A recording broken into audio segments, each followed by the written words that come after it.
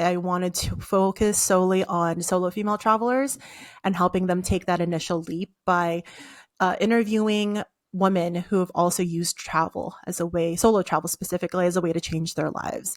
And as I finished that first season, I realized that there was like a really strong need for more resources so that those women could actually make that change and take that leap. Like, you can only be inspired so much. And then your next step is like, okay, I'm inspired, but what do I do next? And so that's really what I'm focused on now, is helping more with those actionable steps and resources.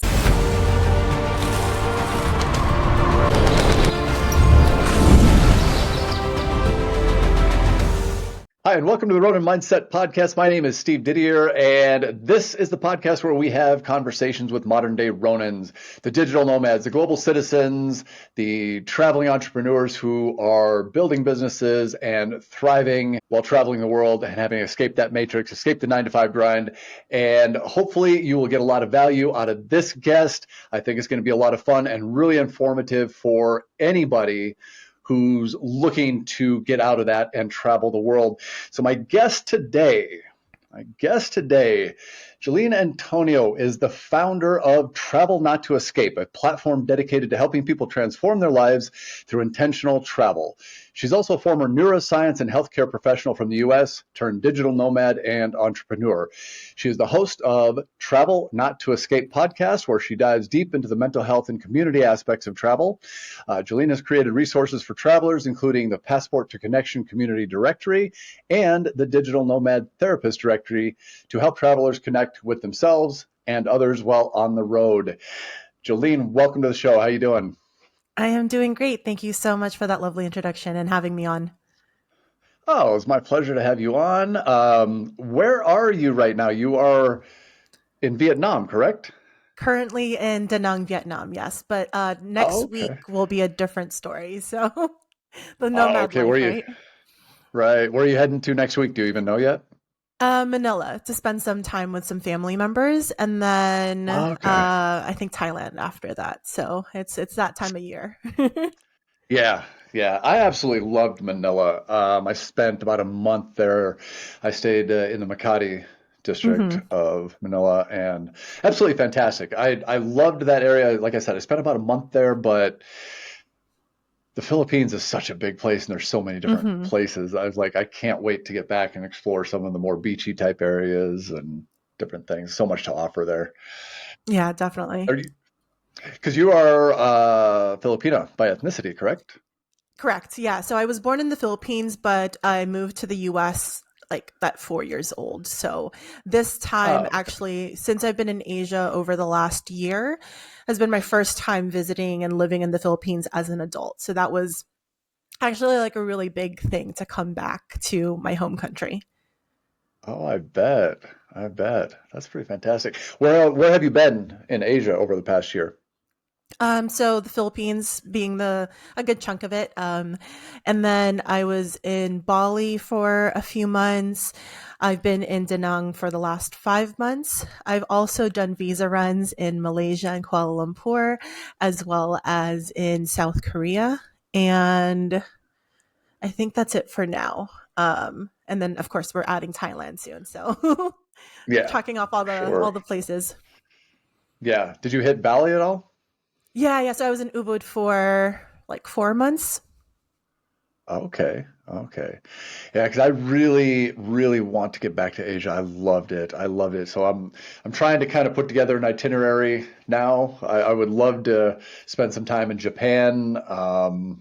Cherry blossom season is coming up in the spring, so that would be cool. And then, Yes. South Korea, then back into Southeast Asia. But I'm just kind of trying to play with some different things right now logistically. But yeah, that's awesome. So tell me about the transition, because you were a healthcare professional prior. What was the stimulus for making you switch from that career to more of a digital nomad type lifestyle? Yeah, so burnout was actually, I think, is a very common reason. I was in healthcare consulting for around like 6, 7 years of my career. So a lot of that was in working in finance, working in like operations, hand in hand with like larger hospital systems in the US. And when the pandemic happened, I got the opportunity to work remotely. So that really allowed me to take a step back and really see, like, okay, is this working for me in my life? And what I realized at that point was that I was able to travel around the US because we were still limited to just like US based. But it was like I was taking my problems with me.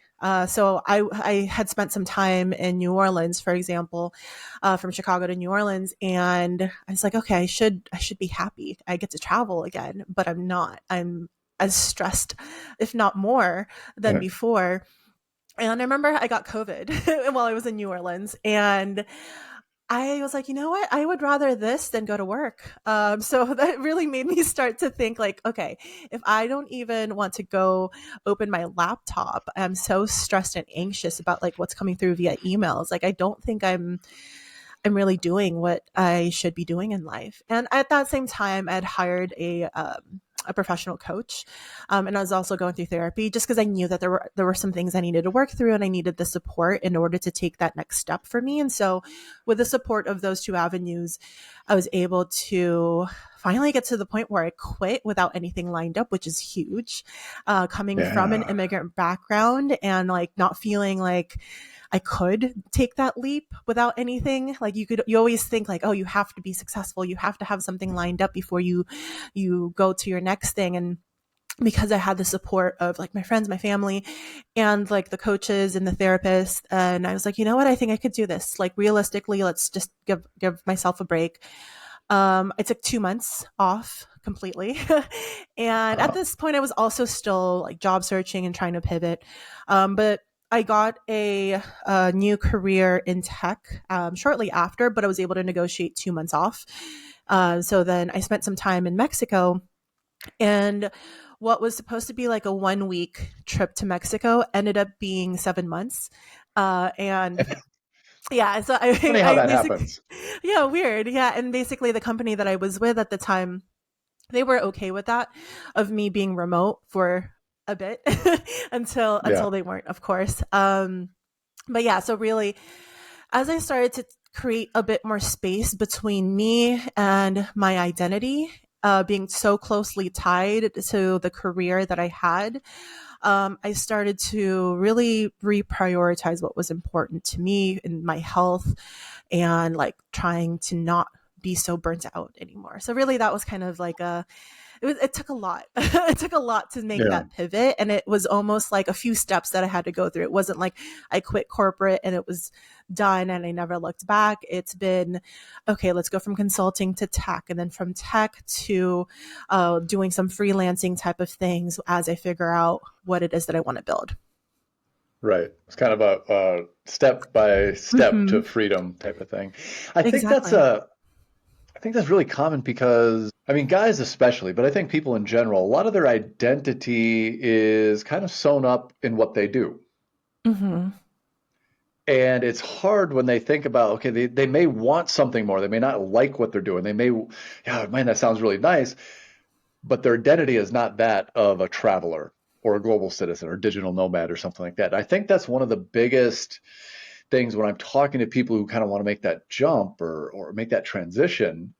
That's one of the most difficult things is kind of switching that identity from, okay, I work this job, I travel, I live here, I'm this Hmm. to I'm something completely different. Or all of the above, right? It's Yeah. trying to figure out, how do you define yourself when you're not tied to a career or a location, when the first two questions anyone ever asked from you is where are you from and what do you do?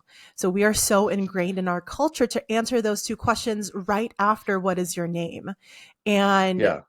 how are we supposed to easily separate those three answers in just like, a moment, right? It's of course going to take a lot of steps, a lot of deconditioning in order to get to that point where you Yeah. even know how to define yourself any other way. That's a really remarkable observation because that is exactly what follows. What's your name? You introduce yourself. Where are you Hmm. from? What do you do? Those are like your three things that kind of make you who you are.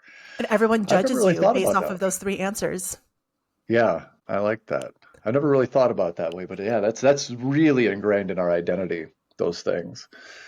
Yeah, it's really difficult where people ask me like, "Where do you live and what do you do?" I'm like, I don't. I'm like, it's hard to It's explain to hard. somebody, like wherever I want. Mm-hmm. Right now, I'm in. That's pretty much it. Like right now, I live in Mexico, or right now, I'm staying in Thailand. Like, but yeah, I don't have a specific place that I call home at Mm-hmm. all. So but that's a difficult concept for people to wrap their heads around in a lot of cases. Yeah, and it's difficult even as you are a digital nomad entrepreneur, right? Because it's like, where are you from? I don't really know. What do you do? A lot of things. And this is why we, as longer term travelers, tend to feel a little isolated, feel a little lost, because we're not really grounded in the typical three things that really define people's identities, and we're having to create that for ourselves. We're having to create the answers to questions that people are asking us, or even like redirect what question they ask us as well. So Right. that's one of the things that I've observed too, is how do you create stability within yourself when the normal structures are going against you in a way. Right. Yeah, I found that for me, a lot of that would come from my routine. I tried to keep a routine wherever I was. That was a little difficult, especially when I was in Asia, because if I was doing podcasts with people who were in the US, I'd end up doing podcasts at 2 o'clock in the morning or this and that. So Mm-hmm. it was difficult to keep my kind of structured routine that I try and keep no matter where I'm at, which is involved getting up, going to the gym, then getting on work, and just going through this routine that I have. But all of that kind of leads into some of the reasons you started your projects that you have Mm-hmm. going. So tell us a little bit about that, because a lot of it is about finding community when you're traveling, correct? Exactly. Yeah. And the foundation of which is yourself, is being more connected to who you authentically are, which we have lost so much. We've been so out of touch with who we are in our, maybe like our upbringings or the way that our lives were in our hometown. That when you go straight from whatever that life was to this life of full-time traveling, you're like, who actually are you? If you're switching your locations and you're no longer tied to the job, then when you're introducing yourself to people, like that starts every time you answer that question, people, they whether they know it or not, start to have these like subconscious existentialism questions pop up. They're like, oh, like I guess I don't know, who am I at this point, right? And it's almost Yeah. like, am I recreating myself for every interaction, for every city? And so that's why I built Travel Not to Escape, is to really have these conversations regarding identity, mental health, transformation, and instead of using travel as a way to escape you, it's like, how do you use these travel experiences that you're having to strengthen your connection with yourself? And by strengthening Mm. your connection with yourself and really knowing like who are you at the core, then the connections with others that comes in, like you magnetize so many people when you are being your true self. Like there's so many times, and I mention this because I've experienced both, where I have gone in the past, gone to like a meetup event feeling awkward and feeling like, oh, like I should introduce myself or like work the room or something. And it's just like this inauthentic feeling. And you're like, oh, no one's really talking to me, or I have to interrupt these conversations, whatever it is. Like we've all been there. And then after doing a lot more introspection and really building out like who I am, like who are the people that make me feel good, and what are the things that I like to do, and knowing that information, now when I go to meetups and events, I don't work the room. I go in just as me. And if I end up talking to like one or two people, I like stay and engage and go deeper in those conversations. And what ends up happening is at some point, people will go up to me from across the room, or before the night is over, before I leave, they're like, I saw your energy. Like I had to connect with you. Even if we don't get to have a conversation right now, let's connect and hang out at some other point. So I Yeah. noticed those big differences. And I've talked to other people about this, like I would guess like phenomenon as well, is at a certain point, once you really feel like whole and grounded within yourself, like those connections just come like a magnet to you. Yeah. Yeah, I would agree. I would agree. Because I've been traveling or slow matting or living Mm-hmm. abroad or whatever you want to call it since 2013. And I went through that whole existential crisis after, because in 2008, I had a good real estate business, since like 2000. So in 2008, I lost everything Mm. and I ended up getting a divorce. So that was me losing all the things that I identified myself as, Hmm. especially guys. Like we are wrapped up in our Yeah. career, our accomplishments, our accolades. And so when all that's stripped away, you're left with that question like, well, Who are you? who am I really? Like without all this external stuff. So I kind of went through that, and then I had decided to travel and get on the road. So I ended up meeting people. I think I've always been pretty good at not caring what other people think and being my authentic self. But that being said, like when I was in real estate, you had that. Okay, I was in Vegas. I had a real estate company. You had to be the real estate guy. So if you're out in Hmm. social interactions or you're doing anything, you had to have that. Hey, I'm the real estate guy, or Hmm. I'm the married guy, or whatever. And when I was on the road, there was no pressure, no nothing to be any particular person. So not that I was being fake by any means. I was being myself, but there was no persona that had to go along with that. So you end up meeting people that you really, really vibe with. I find Hmm. I've met some of my best friends traveling. Hmm. Yeah, and the beauty of it is, like when I was living in Chicago and like doing that corporate professional consulting life, like I only met other consultants or other professionals that lived and worked downtown, went to the same bars. There was a very typical type that Yep. I was interacting with. And I've been in Vietnam, and this is actually a recent realization, is I'm talking to so many people that are from all walks of life, from like different backgrounds, countries, people that didn't graduate from college or do the traditional working path.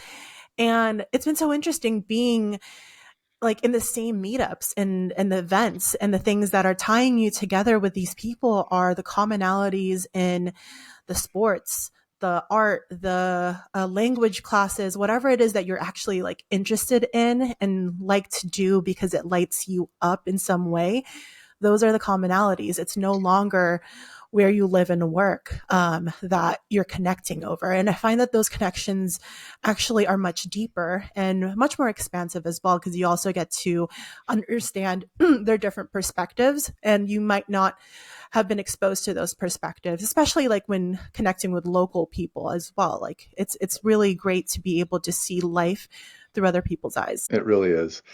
And I found that kind of just going a little bit deeper on what you just said, you your vibe attracts your tribe. So when you go and you meet people out, you a lot of times you're going to have commonalities right off the bat: love of travel, appreciation of other cultures. There's a lot of things. You're not stuck in that niche, like, oh, you are not stuck in that downtown Chicago scene, or Mm-hmm. not stuck in the Las Vegas real estate scene where everybody's kind of that same thing. And for me, like, I was very good at real estate. I made a ton of money, but I wasn't like, oh man, I love it. I was just, Mm-hmm. I really wasn't that Yeah. fulfilled. It was just a great way to make some money. But you get stuck with, not stuck with, but you're kind of in this bubble where you're just meeting people that are in that industry or whatever you work in. Mm-hmm. And I found that traveling, I met people that probably a little bit more closer aligned with my core values, my sense of adventure, my Mm-hmm. appreciation of travel, all those kinds of things. So you have some automatic commonalities with a lot of the people you meet, I find. Mm-hmm. Yeah, this same. And I think that that's the misconception too when you think about solo traveling or going into this digital nomad lifestyle. A lot of people don't realize how well connected you could be to people that are like minded, because it feels like it's a lonely journey, and it can be a lonely journey.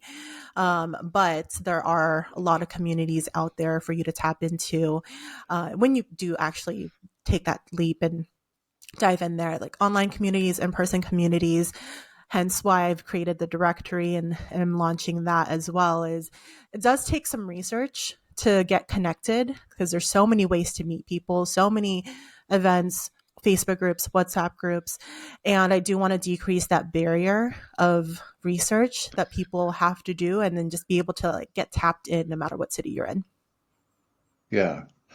That's really neat. Like with me, it's always been pretty easy to meet people when traveling because I do Muay Thai, Jiu-Jitsu, MMA, boxing, stuff like that. So any place I go, there's probably going to be a place I can drop in and you're going to meet people there. So that's been kind of my outlet in terms of, making friends and establishing connections wherever I land. But for somebody who doesn't have that type of Hmm. thing, what would you recommend as far Oh, as I know yes. you mentioned Facebook groups, but like where would you start? Or where would you Okay. recommend somebody start? Yeah. So I always start with going back with yourself. And like, let's go way, way back into your childhood.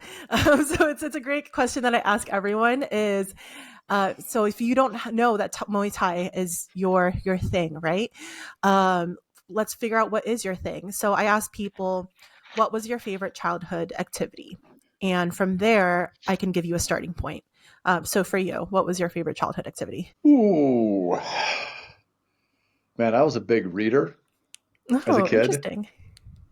Yeah. So I read a lot. Now we lived out, I grew up a little bit different than a lot of people because I lived on a farm out in the middle of nowhere. So 80 Mm, acres, woods and grass. And of course, I'm from that generation where the parents were like, get out, come back at dinner time. So we'd have to go entertain ourselves. But I was the oldest of five, but a lot of time I would be solo, just entertaining myself. Or we had a dog and stuff like yeah. that. So I loved to, go out and it was a lot of time spent by myself, to be honest. But I liked, as I grew up, I got into acting and speech, and I did modeling and some professional acting and different things like that. So that was kind of my passion when I was young. But other than that, when I was 14, I started working out, and that's been my thing ever since. Mm. Okay. So you started off with reading, maybe more like imaginative type of play, let's say, Yeah, storytelling, and then you transition into more of the, I guess like the acting also kind of transitions into storytelling, right? And then yeah. you were going into more of like the movement and physical activity. So what that tells me. So I've done a lot of research on play and like read a lot of books on play. One of the main researchers, Dr. Stuart Brown, his book is called Play. He did also thousands of play histories with people and really deduced eight distinct play categories, play personalities. So depending on what you Okay. used to like to do and the ways that you played as a child, it translates into these distinct play personalities. So the two that you identified was the storytelling, the storyteller. So that's the reading, the acting, and then the kinesthete, which is the physical activity. So if you were someone who did not know what activities light you up, I would start with those two things. Not necessarily the exact like, oh, go read a book, but how can you incorporate that storyteller play personality into your adult life? Going to improv classes, going to theater groups, book clubs, being involved in acting communities, doing the Muay Thai, doing other things that are physical. Maybe those are sports groups, like a lot of people do pickleball, but really hone in on those two Yeah. types as a starting point. And as an adult, you might realize that you have different ways that you play. You might start to dabble in maybe art and creation, right? The creative is another play personality. There's also the collector. There's also a director who likes to do the planning and execution. So there's all these different ways that you can play, but I like to narrow the focus for someone who has no idea where to start, tapping back into what lit them up when they had no other pressures in life and could just Right. play and be happy doing whatever that activity was. Um, so I do have a play personality quiz, so like to guide people. So it's like, okay, once you know what your play personality is, here's like the list of activities then that you can do in every city that you travel to. So then for you, for example, you do Muay Thai in all the cities. You could do the same Yeah. thing if you are taking art classes in all the cities that you go to. It becomes this hobby, this community that you tap into all over the world. And I think that's like a beautiful thread for people, regardless of what it is that you like to do, to actually make those more meaningful connections in communities. So I kind of followed your protocol naturally Mm-hmm. by You did, yeah. identifying what I like to do. It's very funny because I've never been a big team sports guy.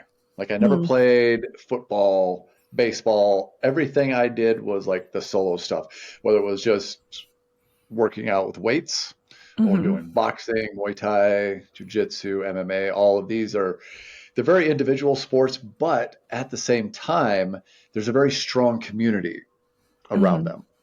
Like when I go to a Muay Thai gym, yes, it's an individual sport, but you develop very, very close bonds with your training partners. There's something about punching each other in the face that just brings you Yeah. closer together. So Yeah, clearly.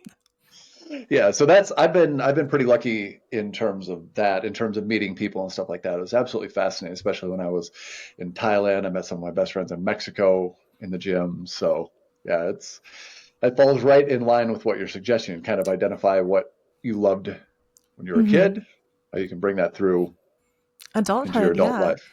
And then you're doing it because you like to do it, but there's also that community aspect that's just natural. And one of Yeah, the other things that I recommend people to do is not just meet the people that are actually doing Muay Thai already, but when you are connecting with others, say in these larger meetup groups, you ask them what their hobbies are and whether they want to join you in Muay Thai, and then you start to form and bring people into your own community. They bring you into their community, and you can connect whether or not you have that in common. right. I think that's important too, is like trying new things. Mm-hmm. There's stuff that you always thought you maybe would have liked to do. This can be, I find a lot of people when they start traveling, they are able to do things that they maybe wouldn't have done before because they're not stuck in that identity. So that allows them to expand and try new things that maybe they wouldn't have done before, expose Mm-hmm. themselves to new things. You might like it, skydiving or whatever. Maybe you hate it and you don't want to go again, but maybe you like it. There's a whole community there as Yeah. well. Yeah, at least try one time and just see if you like it. And you might end up being an adrenaline junkie, which I actually am an adrenaline junkie after my first skydiving trip. So it does get There you addictive. go. Yeah, that was just kind of a random example, but yeah, there's just so many things that you can try, and when you're not stuck in the okay, I got to do this and I have to be this. When you're on the road, you can kind of be who you want or who you feel you want to be, Hmm. which is kind of neat. Yeah, yeah, exactly. So let me ask you this, and I've seen a couple posts on these in the different digital nomad communities, but the kind of the reoccurring theme when it comes to dating within the digital nomad scene is that all these accusations go around. Everybody has a what do they call it? What's the new term for it? Avoidant attachment style. Oh, yeah, yeah. I think that's the thing that they're throwing around. But what's your take on the whole dating while traveling thing? Okay, so I have also done podcasts on this very topic Oh, because good. it is, yeah, you have to realize that a lot of people that are travel to escape, at least in the beginning. You might not realize that that is what you're doing. You're like, oh, I just want to go because I want to experience things. And then you realize that there's a part of your life that you're not quite happy with. And then you have to make those changes, right?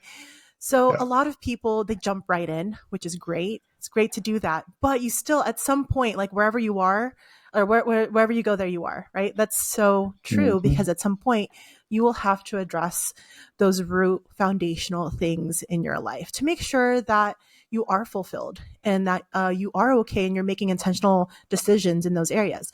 So, in regards to dating, if you have a specific pattern that you have had all of your life, going to a different country is not going to change that. So if you have a Right. fear of commitment, which a lot of people who are traveling kind of do have some base level fear of commitment, or a lot of people travel as a way to heal from heartbreak. So this group of travelers, inherently, we are working through things. We are in a state of limbo. And so when you put many people from opposite sexes or even the same ones, whatever it is, together that are working through their own individual challenges and then try to match them up to date, like it's like a recipe for for chaos in some cases, right? Yeah, um wow, high levels of dysfunction. yeah, and the thing is, like, a lot of the healing that you need to do in your life, sometimes you can't just do it on your own. Sometimes you need a mirror in the form of someone else being there, reflecting all the things that you do or don't want in a relationship. And even being in that chaos of dating, another digital nomad, for example, it could be part of the healing process, which is why it ends up getting a bad rap, right? Digital nomad dating, because we're all healing and it's all chaotic and everyone has commitment issues. Like, to a base level, it's true. But I don't think it's impossible. I think that you do get to a point, if you do face those things that you need to work through and you accept the fact that we're always on this healing journey, and that things will come up regardless of whether or not it's a good match of a person and it is going to go longer term. Like, things will come up that you're going to have to address. Do you have the tools and resources to do that? And making those intentional decisions of like, yes, like this is what the vision is that I want for my life. It matches yours, asking the right questions, and then having something longer term happen. I think it's completely possible. I've seen it You with mean some of my own communication? friends. Yeah, exactly, right? Communication and handling your shit. Right? So it's possible, but just think of how hard dating is in like a normal, stable, like one city type of situation, and then just throw that into like an accelerated version, because you're only in a city, what, 1 to 3 months at most, depending on how you nomad. So like Yeah. everything is much faster. So like things that you normally would face at 1 year, you're facing that after 1 month, because one of you has to switch cities soon. So you're going to have to like go through that cycle very fast. Yeah. Yeah. You know, when I left the US and I drove from Las Vegas down to Playa del Carmen, Mm-hmm. Mexico. And it was like one of the first nights I was in Playa del Carmen. And I was just walking on Fifth Avenue and 10th Avenue and checking everything out, new stuff. And I stopped in at a bar. It was hot out. It was August. And, just got a beer, and some older guy at the bar was chatting. I can't remember if he was a US or Canadian or whatever, but he asked me, he's like, "So, are you running from something or are you searching for something?" I was like, "That's an odd question." He's like, "Well, I found that everybody who comes here from the US, Canada, everybody's either running from something or they're searching for something." And I was like, "Hmm, searching for something, I guess." But I find that's very true. I don't know who this random guy was. We chatted over a beer and then that was it. But yeah, it was a very Yeah. kind of a profound question. I was like, because I always think about that later, because he was absolutely right. It seems like Mm-hmm. most people who are traveling are doing one of the two. Yeah, and I think that we're doing that regardless of whether or not we're traveling, but because you're traveling, you've already taken that first step and Correct. isolated yourself from your norms so that you have more space to actually answer that question. Whereas a lot of the times we're so distracted from our day-to-day that we don't even listen when someone asks that, or we don't even get put in that situation where someone asks us that question. That's true. I think especially solo traveling, that really gives you time to find out who you really are. Mhm. I feel whether you're running from something or searching for something, you get to you get to accomplish that much quicker. So Yeah. with your groups, you've got the first one is the digital nomad connection, correct? Um the passport to connection. Mhm. Mm, yeah, passport to connection. How does that work? Tell me about that. Yes. So this is a startup that I am working on. So sign up for early access, but it is not currently live at the moment. I am doing some fundraising for building this app because I want it to be more user friendly. So I'm going around, and I have been going around the last 4 years, going to different cities and finding the local directories, the Facebook groups, WhatsApp groups, the local communities and classes of how to make meaningful friendships in that city. Because a lot of the times it's in so many different places that you kind of have to do that research yourself, or know someone Yeah, who knows how to access it, or it's not even in the language in English, maybe, that you understand. It could be in like a local language. So it's been an interesting project. But you have the data there, and people are hosting events and hosting groups there in that particular city. But then you also have like, how do you find that information, and how do you figure out which ones are good for you? So apart from understanding what your player personality is, it's like, okay, well, from that point to actually knowing which meetup should I go to? Which group should I join? So I really wanted to pull in my background in neuroscience and working in tech, and then also pull in like the play research to give people more personalized recommendations. So kind of what we did in like a 2-minute conversation, right? It's like, how can I put that into AI so that AI can personalize recommendations for you? You have a conversation and it gives you the groups and the communities that you can join in that city, depending on what you're looking for. So also optimizing for if you're having an introvert moment right now, and you're like, I kind of want to prioritize working versus connecting, but I still want to be social, right? So I want to Right. be able to have some of those nuances depending on what your goals are for that city as well. And then being able to have that information easily accessible through some type of AI interface. That would be really convenient because Mm-hmm. it does take a lot of kind of searching. I'm a little bit of a lone wolf in a lot of cases. I haven't done a lot of the meetups. I have, when I travel, I'll get my social fix at the gym or Muay Thai or whatever. But or if I go out, I really don't have trouble meeting people. But a lot of times I'm a little work focused and a little. I don't drink a ton. I don't go out and party, so I never am in that meeting people in that area. But that would be very interesting to have that kind of at your fingertips. Mm-hmm. See what is there in whatever city you're in. Yeah, and I wanted it to really have like more of a scientific basis as well, so that it could give you recommendations that actually led you to more meaningful connections and not just, as you mentioned, the people that you meet because you're drinking. So, being sober Right. myself for the last couple of years, I also want to make sure that this platform doesn't just include like, here are the 10 pub crawls that you can go to in the city or like Yeah. go to a hostel, right? Like I want to go beyond that to, again, the activities, the deeper connection points, and really helping people that might be more introverted be able to find their people regardless of what city they're in. And this would be not just for digital nomads. I mean, that's the group, of course, that I'm starting with. But I want this to be accessible for anyone in any city. So that's my like longer term vision. Like if you are, I know that, for example, the aging population is also something that I consider as well. When you have people in their late 60s, 70s, they're retired, but they're lonely. How can they get tapped back into their existing community? What events are being catered for them so they can meet each other at that stage in their life too? That's a really, the long-term vision for that is really cool because you're right. It extends past, that's cool, digital nomads. You can drop into a city and plug into like-minded people. That's fine. But I like your bigger vision with that because I do think a lot of people, it's a very strange time because it's the most interconnected we've been as a Mm-hmm. world. But at the same time, more people are isolated and alone than just about ever before. It's a very weird Mm-hmm. sort of paradox with that. Yeah, yeah. So that's my large project that I have right now, which is I've done a few startup conferences, pitching the idea to some investors because AI, as common as it is actually expensive to build. The way that I'm Yeah. envisioning it. So that Yeah. is the I'm learning basically from scratch how to be a startup entrepreneur, which is fun. You're like, okay, how do I start my own tech company? And what are the resources? Like, what are incubator programs? What are accelerator programs? What's the difference? How do the different funding structures actually help hurt my business in the long term?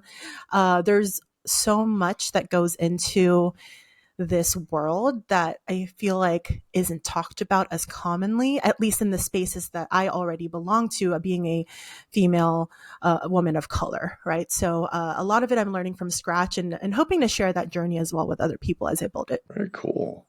Now, does that tie into your podcast as well? Mm-hmm. Yeah, so the And the podcast travel, really, yeah, is travel not to escape, but it's okay. It's like if you're not escaping, then what's like the basis? And I have the travel to connect with yourself, with others, and then the world. So under each of those pillars, the connect with yourself is the digital nomad therapist directory and the mental health resources that I'm launching, and that's launching as stage one. Stage two is the passport to connection, helping you connect with others. And then stage three is how do you connect with the world and really including sustainable experiences, unique experiences, diving into local cultures in that. I think I'm going to make that into a directory, but I'm not quite sure exactly. That's like stage 3 long term vision. Yeah, you've got your work cut out for you, for Yeah, sure. it's going to be a fun year. Yeah. Well, that's a whole different world that you're venturing into with the hmm startups and the funding and all that kind of thing. And how long have you been doing your podcast? For a little over a year at the moment. And so when I first started it, I wanted to focus solely on solo female travelers and helping them take that initial leap by interviewing women who have also used travel as a way, solo travel specifically, as a way to change their lives. And as I finished that first season, I realized that there was like a really strong need for more resources so that those women could actually make that change and take that leap. Like you can only be inspired so much. And Yeah. then your next step is like, okay, I'm inspired, but what do I do next? And so that's really what I'm focused on now is helping more with those actionable steps and resources. That's so needed because that's a lot of what this podcast is all about. Mm-hmm. Not specifically focused on solo women, but inspiration is great. A lot of people want to do this, but okay, what are some actionable steps that you can Mm-hmm. take? Which will lead me to my next question. If somebody is considering this lifestyle and they really want it and they think there's something more and they yearn for something more, but they're kind of stuck in that identity of 9 to 5 grind or whatever, what would you say to start that process, those actionable steps that they can take to kind of move in the direction of freedom? Mm-hmm. So there's so many different actionable steps, but really figure out where are you right now? I think one of the first exercises that I did that my coach that I had at the time had me walk through was what are my values? So doing the values exercise and identifying like, okay, what do I actually value and how do the different areas of my life track against my values and what parts of my life are not aligned to the 5 things that guide me. So for me, freedom, definitely freedom, adventure, making an impact, community. Those were things that were really important to me and part of my value system.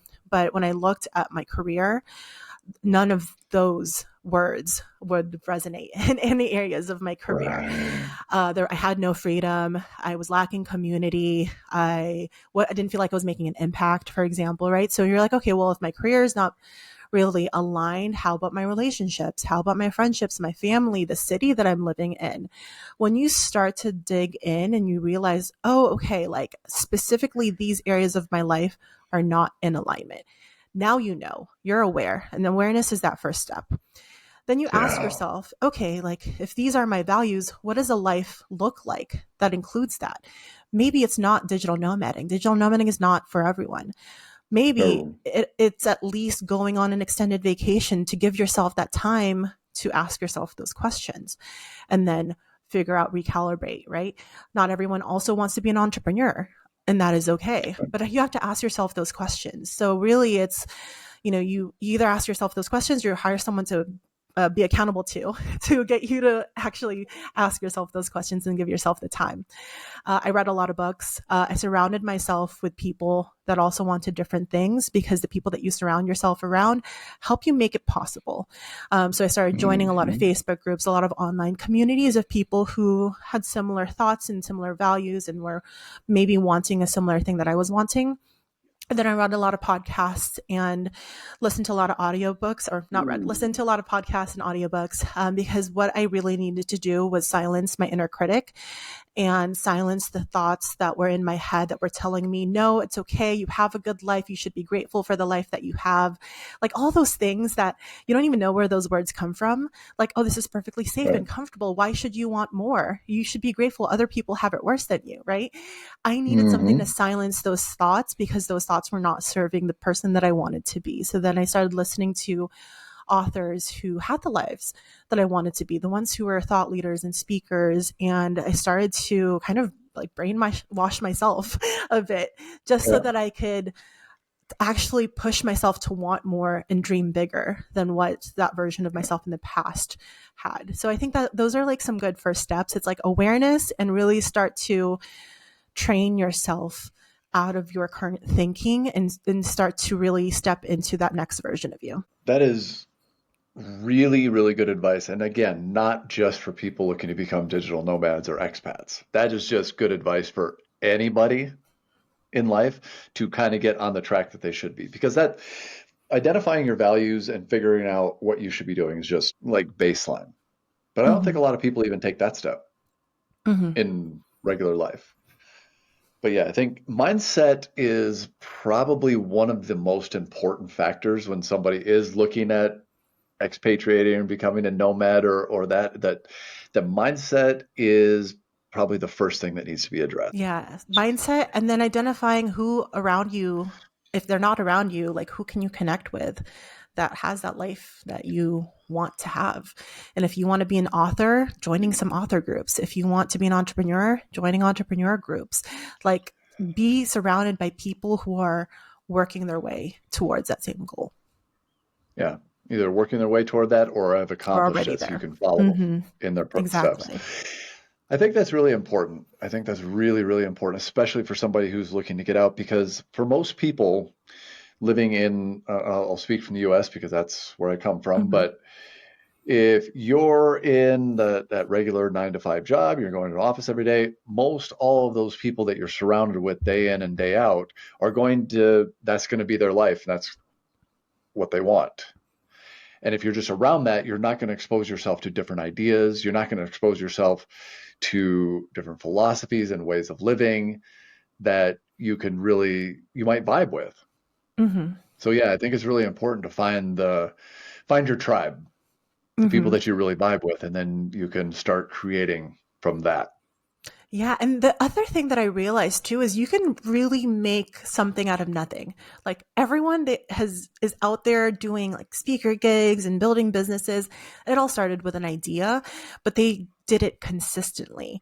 Like, the major podcasters, for example, have been in this industry for 10 years, posting every week. Same with the bloggers. Same with everyone who has built a business from scratch. Like, they just kept going and they kept failing, but the idea itself, it came out of like thin air, really, right? Yeah, And so whatever idea that you have, like, know that like it's not too crazy. Just do it, just start it, because you are like similar to some of these people that you also admire. Like, they also started from a crazy idea, but they ran with it. yeah. One of my favorite quotes is by Rumi. And he says, Mm. "Start walking the path, and the path will appear." Hmm. And that is so true. Because if you decide, okay, I want to go this way, you will find the people. You will Hmm. find the situations. You will find the knowledge, the experience. You will find everything that you need once you start going in that direction. Yeah. Yeah. It's wild. The dots really do connect after, after you make the change. And it's you kind of going blindly forward a lot of the times. You're like, I have no idea how I'm going to do this. But the more people that you talk to, the more that those dots start to get connected for you. So I think that that's the other thing, is just the connection piece is just so important. Yeah, no, I would agree. I would agree. So, any tips that you would give somebody? I know we kind of just went over that, but for somebody who's like thinking, what the first step, just right off the top of your head to get moving in that direction? Ooh, okay. I would say let's start with the mindset piece. And I would say, hmm, I, I, I want people to play again and like feel lightness again, because I feel like that's a lot that's what's missing in their lives at the moment. They're feeling disconnected with what lights them up, what feels like play. Like, everyone feels so heavy nowadays. So Yeah, in order to even get to the point where you can start to ask yourself these like deep heavy questions, like, let's go back into the light, let's go back into play a little bit, ask yourself what your favorite childhood activity was. Do that. Just carve out 1 hour to play, and in that time frame you start to unload some of the heavy thoughts, some of the stresses, the anxieties that have been overburdening you. And that's really what's going to start to get you to ask those your questions. Because when you're already at your max of like things that you're thinking about in life, like, you don't have the space to ask yourself these important questions. So start with creating some space today. Like, I think that that's a simple thing yeah, that you can start with. Go carve out an hour of your day today, go for a walk, go do something that lights you up, go read a book, whatever it is. Start with just dedicating that time to yourself until you feel like, oh, okay, now I can ask myself, what do I value? What does a vision look like for the future, right? Like just start with the lightness and then go from there. I would I would wholeheartedly agree with that because you've got to do something that lights you up. And for me, and it's not for everybody, but for me, it's travel. I feel Mm-hmm. alive when I'm traveling. Yes, there are challenges, there are difficulties, there are obstacles, there are things that are come up that are, can be difficult to deal with, but I never feel more alive than when I'm on the road. And kind of add on to that, when I'm talking to people, like when I do this podcast, it's never like work. And I tell this people all the time, but like I get so amped up when I have these conversations and I get so energized and I feel so alive. When I was doing them in Vietnam or Thailand, I was doing these podcasts at like 2 o'clock in the morning. There's no way I could get to sleep after I got done because I was Yeah. just jazzed up. I'm like, because I love this, Mm-hmm. you know? That's it. So yeah, I like that. I like that advice. Find what lights you up. Find us something that isn't so heavy. So life can be really heavy, Mm-hmm. Yeah. and we got to All the deal with time. that. Yeah. So yeah, if you can find an aspect to it that makes you feel light instead of heavy, I think that's a real good place to start. Mm-hmm. I love it. Cool. So where can people find you if they want to reach out and get connected into I mean, obviously I'm gonna put all your links and everything in the notes, but where can people find you? Yeah, Instagram is my main go to. So find me on Geleen on the go on Instagram or at Travel Not to Escape, and then also the website is travelnottoescape.com. And then yeah, feel free to reach out. Tell me what your play personality is, and we can go from there. Perfect. Well, thank you so much for coming on, Julian. I really enjoyed it. And I think there was a lot of things in that conversation that people can really cling on to. So thank you. I appreciate you coming on. Yay! Thank you.